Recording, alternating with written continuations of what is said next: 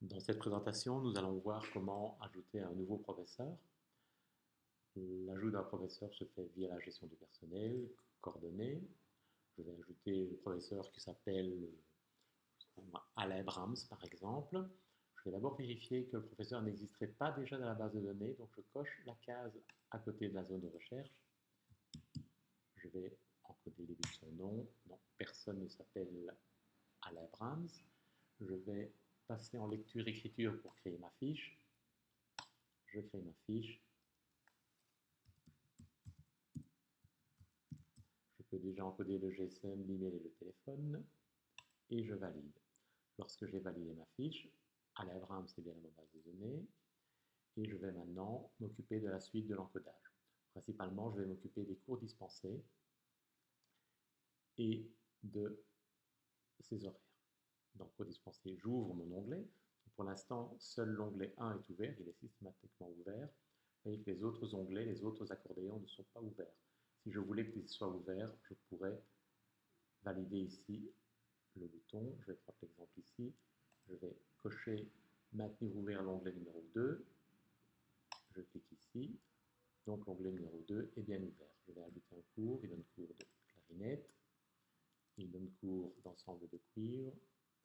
Et il donne cours d'ensemble instrumental. Et il donne cours de saxophone. Non, je me suis trompé. Je ne devais pas encoder un saxophone. Pour supprimer le cours, je coche la case ici à côté du moins. Et je valide dans la zone où je suis. Voilà, il donne bien cours de clarinette, ensemble de cuivre et ensemble instrumental. Je vais m'occuper maintenant de l'encodage de son horaire. J'ouvre l'onglet horaire. Et vous allez voir que parce que j'ai demandé ici que ce soit l'onglet 2 qui soit ouvert, chaque fois que je vais valider ou encoder, l'onglet 6, horaire, va se refermer. C'est un peu contraignant. Je vais prendre mardi. Voilà, la fenêtre s'est refermée. Je dois la réouvrir pour pouvoir terminer mon encodage. Pour avoir plus facile, évidemment, je pourrais demander que l'onglet 6 soit ouvert en permanence. Et donc, je peux mettre qu'il vient le mardi de 17 à 18 heures dans la classe 1 et qui vient aussi le samedi de 9 à 11 heures dans la classe 1 également, en validant bien sûr dans cette zone-ci. Si je valide ici, l'encodage ne sera pas pris en compte. Donc il faut bien valider chaque fois sous l'accordéon sélectionné. Voilà, c'est assez simple. Vous avez vu qu'ici, l'heure est devenue une heure au format normal. C'est la preuve que votre encodage est parfaitement fait. Je pourrais éventuellement m'occuper des fonctions du professeur et de sa carrière. Je vais, pour simplifier la présentation, décocher mes onglets ici.